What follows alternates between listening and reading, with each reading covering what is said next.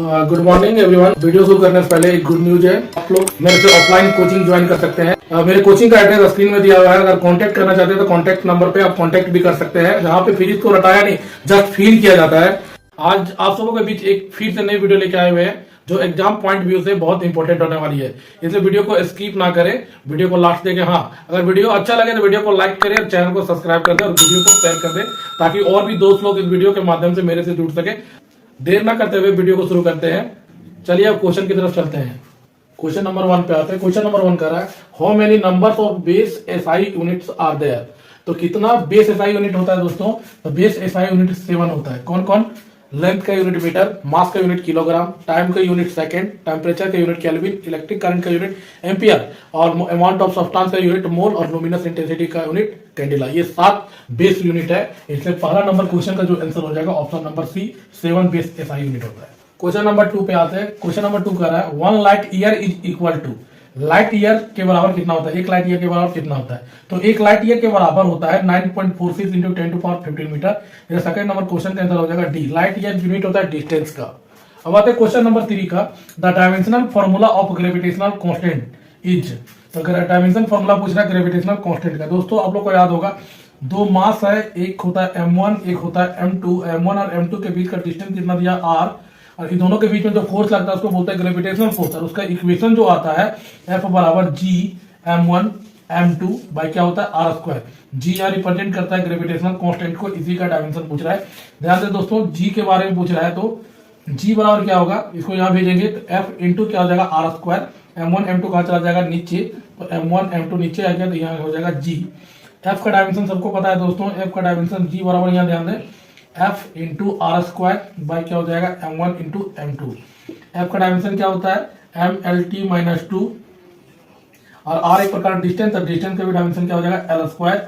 और यहाँ पे ध्यान दें मास है। मास का डायमेंशन क्या हो जाएगा? m। तो मास का पैरामीटर कौन सा? m है तो m स्क्वायर हो जाएगा। 2 बार मास है। यहाँ पे ध्यान दोस्तों, ये 1 है, यहाँ पे 2 है तो घटा के बचेगा कितना? m minus 1। l यहाँ 1 है, यहाँ 2 है तो कितना l3 और t यहाँ कितना दिया? -2 तो यहाँ -2। तो ये जो क्वेश्चन हो जाएगा थर्ड नंबर का आंसर m-1 l3 t-2 कहाँ पे मैच कर रहा है? तो ये ऑप्शन नंबर सी में मैच कर रहा है। तो तीसरा क्वेश्चन का जो आंसर हो जाएगा ऑप्शन सी। अब आते हैं क्वेश्चन नंबर 4 में। क्वेश्चन नंबर 4 कर रहा है दोस्तों a person travelling on a straight line moves with a uniform velocity v1 for some time and with uniform velocity v2 for the next equal time the average velocity is given by।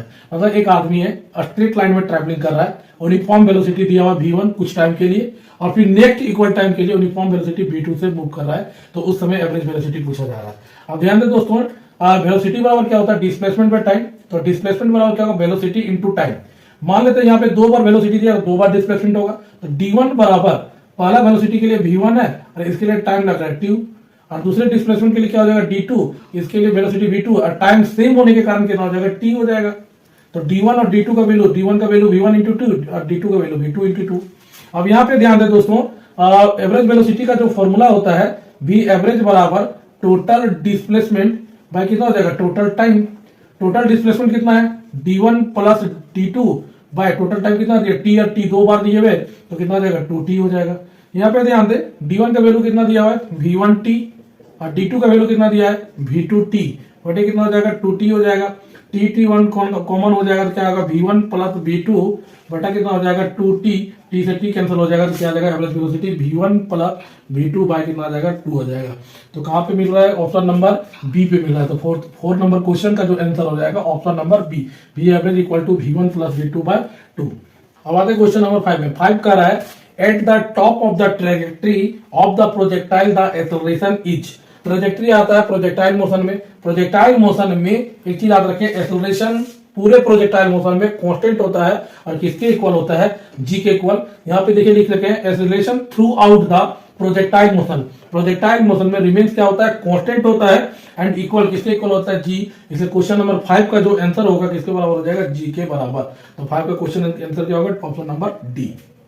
अब आते हैं question number 6 में। Question number 6 कर रहा है the direction of the angular velocity vector is along. Direction पूछ रहा है एंगुलर वेलोसिटी। तो डायरेक्शन जो एंगुलर वेलोसिटी हो जाएगा एक्सिस ऑफ रोटेशन। जिस डायरेक्शन में एक्सिस का रोटेशन होगा उसी डायरेक्शन में एंगुलर वेलोसिटी का डायरेक्शन हो जाएगा। इसलिए छठा क्वेश्चन का जो ऑप्शन हो जाएगा डी हो जाएगा।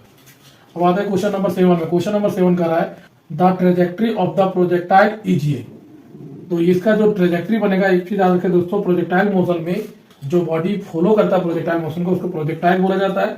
और उसके पाथ को क्या बोला जाता है? ट्रेजेक्ट्री। और ट्रेजेक्ट्री जो फॉर्म में पाया जाता है वो पैराबोला फॉर्म में पाया जाता है। ठीक है, तो 7 नंबर क्वेश्चन का क्या ऑप्शन हो जाएगा? बी।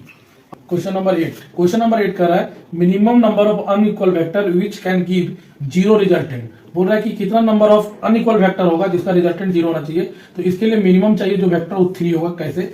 ध्यान दें, मान लेते 3 अनइक्वल वेक्टर है, जिसका अनइक्वल वेक्टर जिसका मैग्नीट्यूड अलग अलग होना चाहिए। तो मान लेते एक का मैग्नीट्यूड 3 यूनिट है, दूसरे वेक्टर का मैग्नीट्यूड 2 यूनिट है, तीसरे वेक्टर का यूनिट क्या हो जाएगा? -5। तब इसको जब रिजल्टेंट करेंगे 3 2 5, 5 में से 5 घटाएंगे तो रिजल्टेंट कितना आ जाएगा? 0 आ जाएगा। इसके लिए मिनिमम कितना आ जाएगा? 3 वेक्टर हो जाएगा। अब किसी किसी को लग रहा है कि 2 वेक्टर होगा, तो ध्यान दें दोस्तों, अगर 2 वेक्टर लेते हैं तो मान लेते हैं एक का 5 यूनिट लेते हैं, दूसरे का -5 लेते हैं। यानी यहाँ पे ध्यान दो, 5 और 5 दोनों क्या इक्वल वेक्टर होगा, लेकिन क्वेश्चन में क्या पूछा है? Unequal vector. इसलिए इसे हमें रिक्वायर्ड होगा 3 वेक्टर, जिसका रिजल्टेंट क्या हो जाएगा? 0 हो जाएगा। अब आते हैं क्वेश्चन नंबर 9 में। क्वेश्चन नंबर 9 कर रहा है the friction force acting on your body at rest in a plane. पहले जानते हैं फ्रिक्शन फोर्स क्या होता है। फ्रिक्शन फोर्स एक टाइप का फोर्स का टाइप है जो डायरेक्शन ऑफ मोशन के अगेंस्ट लगता है। तो ध्यान दें दोस्तों, यहाँ पे क्या बोल रहा है कि बॉडी रेस्ट है, प्लेन में कैसा है? रेस्ट में। तो रेस्ट रहेगा तो फ्रिक्शन फोर्स कितना आ जाएगा? 0 हो जाएगा, क्योंकि फ्रिक्शन फोर्स जब तक मोशन रहेगा तभी फ्रिक्शन फोर्स उसमें ऑपरेट होगा, अदरवाइज ऑपरेट नहीं होगा। अब बॉडी रेस्ट में बोल दिया, रेस्ट में वेलोसिटी 0, वेलोसिटी 0 मतलब नो मोशन, मोशन नहीं है तो फ्रिक्शन फोर्स का वैल्यू 0। अब आते हैं क्वेश्चन नंबर 10 में। क्वेश्चन नंबर 10 का है 2 bodies of masses 4 kg and 5 kg are acted upon by the same force. बोल रहा है कि 2 बॉडी है जिसका मास एक का 4 kg है, दूसरे का 5 kg है, और दोनों में फोर्स कैसा लग रहा है? सेम। इसको ध्यान दीजिएगा। If the acceleration of A lighter body, lighter body मतलब जिसका मास कम है, उसका एक्सेलरेशन दिया हुआ है 2 मीटर पर सेकंड स्क्वायर, तो एक्सेलरेशन पूछ रहा है हेवियर बॉडी का। अब ध्यान दें दोस्तों, एक बॉडी का मास कितना दिया? 4 kg, दूसरे बॉडी का मास दिया कितना? 5 kg। लाइटर बॉडी हो गया 4 kg वाला, तो इसका एक्सेलरेशन दिया हुआ कितना? 2 मीटर पर सेकंड स्क्वायर, तो A2 का एक्सेलरेशन पूछा है। अब ध्यान दें दोस्तों, अगर अकॉर्डिंग टू क्वेश्चन जाते हैं, अकॉर्डिंग टू क्वेश्चन, तो क्वेश्चन में क्या है? F1 F2 के बराबर हो जाएगा, चाहे F2 F1 के बराबर हो जाएगा, क्योंकि क्वेश्चन पे लिख दिया सेम फोर्स है। तो यहाँ पे ध्यान दें, फोर्स का फॉर्मूला क्या होता है? Mass into acceleration. तो M2 A2 बराबर क्या हो जाएगा? M1 A1। हमें क्या निकालना है? A2। तो A2 बराबर क्या हो जाएगा? M1 A1 बटे कितना हो जाएगा? M2 हो जाएगा। M1 का वैल्यू लिख दीजिए 4, A1 का वैल्यू कितना है? 2, और M2 का वैल्यू कितना है? 5। तो 4 दूना कितना हो जाएगा? 8 बटे 5, इसको काटेंगे, 5 कम 5 और 6, 1.6 आ जाएगा मीटर पर सेकंड स्क्वायर। तो 1.6 मीटर पर सेकंड स्क्वायर इस क्वेश्चन नंबर 10 का जो आंसर हो जाएगा 1.6, ऑप्शन नंबर सी हो जाएगा। अब आता है क्वेश्चन नंबर 11। क्वेश्चन नंबर 11 का है the mass of a body which is equal to the ratio of the force acting on your body to the acceleration produced in the body is. ध्यान दें दोस्तों, क्या बोल रहा है कि फोर्स लगाने से एक्सेलरेशन प्रोड्यूस हो रहा है, फोर्स लगाने से एक्सेलरेशन प्रोड्यूस हो रहा है बॉडी को, तो उस समय जो मास मेजर होगा वो क्या होगा? ध्यान दें दोस्तों, आप लोग पढ़े F बराबर क्या पढ़े? MA। तो M बराबर क्या हो जाएगा? F/A।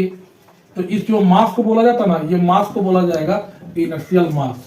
क्वेश्चन नंबर 11 का जो ऑप्शन नंबर होगा डी हो जाएगा। 11 नंबर क्वेश्चन का आंसर हो जाएगा डी, इनर्शियल मास। और ये ग्रेविटेशनल मास लिखा हुआ है, तो W बराबर आप लोग एक फॉर्मूला पढ़ेंगे mg।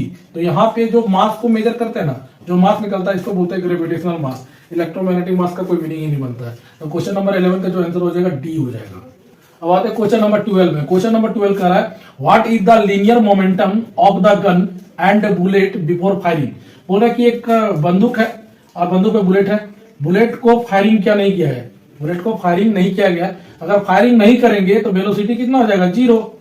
फायरिंग नहीं किया गया मतलब वेलोसिटी कितना? 0। और मोमेंटम बराबर हम लोग जानते हैं कि मास इंटू वेलोसिटी। अगर वेलोसिटी 0 है तो मोमेंटम भी क्या होगा दोस्तों? 0। क्वेश्चन 12 का जो ऑप्शन नंबर होगा, ऑप्शन नंबर सी हो जाएगा 0। Question number 13 action and reaction. ध्यान दें दोस्तों, एक्शन एंड रिएक्शन कौन सा? Newton third law. Newton third law आता है कि अगर कोई एक बॉडी दूसरे बॉडी में अगर फोर्स लगा रहा है तो दूसरा वाला बॉडी भी क्या करेगा? पहले बॉडी में क्या करेगा? फोर्स लगाएगा। रिपीट कर रहे हैं, अगर एक बॉडी दूसरे बॉडी में फोर्स लगा रहा है तो दूसरा वाला बॉडी पहले बॉडी में फोर्स लगाएगा, लेकिन अपोजिट डायरेक्शन होने के कारण क्या हो जाएगा? माइनस। जैसे हम दीवार को अगर धक्का देते हैं तो दीवार हमको भी धक्का देता है उल्टा डायरेक्शन में, तो इसमें कितना? एक हम बॉडी हुए और एक दीवार बॉडी हुआ, तो इसमें कितना हो गया? 2 बॉडी हो गया। तो यहाँ पे ऑप्शन में आता है act on the same body, नहीं होगा। Act equal act in the same direction, same direction कहा था? उल्टा डायरेक्शन से हो रहा है, कैंसल नहीं देता, नहीं होगा। तो 13 नंबर क्वेश्चन का जो आंसर हो जाएगा D, act on the two different body, एक हम और दूसरा दीवार, और दो डिफरेंट बॉडी उनके ना दो अपोजिट डायरेक्शन दोनों हो जाएगा। Question number 14, a body of mass 100 kg falls from a height of 10 metre, its increase in kinetic energy. अब ध्यान दें दोस्तों, समझिए एक ये टावर दिया हुआ है, जो मैक्सिमम हाइट पे वेलोसिटी कितना होता है 0, तो उस समय जो एनर्जी होगा वो क्या हो जाएगा पोटेंशियल एनर्जी। जैसे जैसे नीचे डबल फॉल डाउन शुरू हो जाएगा वैसे इसमें पोटेंशियल एनर्जी किसमें कन्वर्ट होगा, काइनेटिक एनर्जी में। तो जो गेन इन काइनेटिक एनर्जी, जो इंक्रीज होगा काइनेटिक एनर्जी में, वो किसके बराबर हो जाएगा, पोटेंशियल एनर्जी के बराबर। और पोटेंशियल एनर्जी का फॉर्मूला क्या होता है, mgh। मास कितना दिया दोस्तों 100, जी का वैल्यू सबको पता है 9.8, और हाइट कितना दिया दोस्तों 10 मीटर, तो 10 मीटर। इससे जब मल्टीप्लाई करेंगे तो 98 है, 000 तो कितना हो जाएगा 9800 जूल, 9800 जूल हो जाएगा। तो 40 नंबर क्वेश्चन का जो आंसर हो जाएगा ऑप्शन नंबर ए 9800 जूल। तो आते हैं क्वेश्चन नंबर 15 में। 15 नंबर क्वेश्चन कर रहा है, which of the following is a non conservative force. बोला कौन सा कंजर्वेटिव फोर्स नहीं है, तो कौन सा कंजर्वेटिव फोर्स नहीं है, gravitational conservative, electrostatic conservative, magnetic force conservative, force of friction conservative नहीं होता है। क्वेश्चन नंबर 15 का जो ऑप्शन हो जाएगा D, force of friction, non conservative force. Question number 16, a body acted upon by a force of 50 newton is displaced through a distance 10 metre in a direction making an angle of 60 degree with the force, the work done by the force. बोल रहा है कि force का value 50 Newton है, बल 50 Newton दिया है, distance जिसको डिस्प्लेसमेंट भी बोलते हैं 10 मीटर दिया हुआ है, और एंगल कितना लग रहा है 60 डिग्री। तो जो वर्क डन होगा, वर्क डन का फॉर्मूला क्या होता है दोस्तों, W बराबर एफ एस कॉस थीटा। आपने पढ़ रखा होगा W बराबर क्या होता है, F S cos theta. F का वैल्यू क्या दिया हुआ दोस्तों यहाँ पे 50, एस का वैल्यू कितना दिया 10, और थीटा का वैल्यू दिया कॉस 60। 50 से कितना जाएगा 500, और कॉस 60 का वैल्यू कितना होता है 1/2, काटेंगे तो कितना आएगा 250 जूल। तो वर्क डन कितना हो जाएगा 250 जूल। तो ऑप्शन नंबर क्या आ जाएगा डी। तो 16 का जो आंसर आ जाएगा ऑप्शन नंबर डी। अब आता है which of the following, question number 17, which of the following principle is used by ballet dancer during her performance. Ballet dancer अपने परफॉर्मेंस के लिए कौन सा प्रिंसिपल का यूज करता है, तो ये बैलेट डांसर प्रिंसिपल जो यूज करेगा conservation of angular momentum. Question number 18 कर रहा है, the moment of inertia of your body does not depend. Moment of inertia किस पे डिपेंड नहीं करता है, तो ओरिएंटेशन ऑफ एक्सिस पे डिपेंड करेगा, nature of distribution of mass पे डिपेंड करेगा, एंगुलर वेलोसिटी पे डिपेंड नहीं करता है। तो moment of inertia angular velocity पे डिपेंड नहीं करेगा। क्वेश्चन नंबर 18 का जो आंसर हो जाएगा ऑप्शन नंबर सी। अब आता है question number 19, torque acting on your body is the rotational analogy of. Torque का एनालॉजी कौन है, तो टॉर्क एनालॉजी होगा फोर्स, फोर्स लीनियर मोशन के लिए, और टॉर्क हो जाएगा रोटेशनल मोशन के लिए। याद रखें दोस्तों, ये क्वेश्चन BBI है, वेरी वेरी इंपॉर्टेंट है, ये क्वेश्चन आने का चांसेस है। अब आते हैं क्वेश्चन नंबर 20 पे, the value of G becomes 0 at. G का वैल्यू पूछ रहा है 0। ध्यान दें दोस्तों, ये अर्थ सरफेस है, अर्थ सरफेस के सेंटर में G का वैल्यू क्या होता है 0। अर्थ सरफेस के, अर्थ के सेंटर पे, अर्थ सरफेस नहीं, अर्थ के सेंटर पे G का वैल्यू होता है 0। अब ध्यान दें दोस्तों, इसको बोलते हैं डायमीटर। डायमीटर से कितना आधा नीचे डेप्थ जाना है, डायमीटर से आधा क्या रेडियस, तो डायमीटर के आधा नीचे जाएंगे तो कहां पहुंच जाएंगे सेंटर, और सेंटर में क्या होता है 0। तो यहाँ पे देखते हैं ऑप्शन नंबर बी में, the depth equal to half the diameter. क्या depth equal to half the diameter of the earth. Half the diameter मतलब क्या, सेंटर, इसलिए क्या हो जाएगा 20 नंबर क्वेश्चन का बी हो जाएगा कि G0 कहां पे हो जाएगा, डेप्थ में, कहां पे, डायमीटर के आधा में, ऑप्शन नंबर बी। दोस्तों अगर वीडियो अच्छी लगी हो तो वीडियो को लाइक करें, चैनल को सब्सक्राइब करें और वीडियो को शेयर करें। दोस्तों वीडियो बनाने में बहुत मेहनत करना पड़ता है, एक क्वेश्चन को लिखना, फिर मिटाना, फिर लिखना, मिटाना। दोस्तों आपका एक सब्सक्राइबर और एक लाइक से मुझे बहुत सारी मोटिवेशन मिलती है, जिससे आप सबों के बीच में एक नया से नया वीडियो ला सके। थैंक यू, आपका दिन शुभ हो।